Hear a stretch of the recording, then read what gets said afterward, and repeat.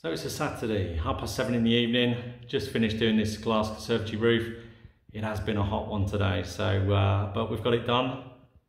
And here's the 2-ply film to stop heat, glare and fading.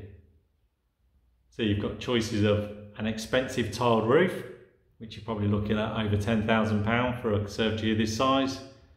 Blinds, which sag and hoard dirt and dead insects, and again they're expensive, probably about £4,000 to £6,000 for this size roof.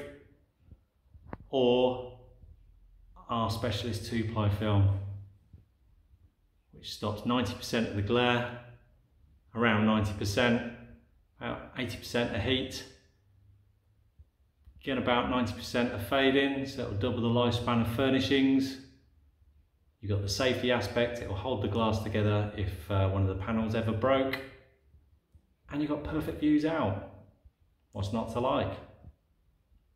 I know what I prefer.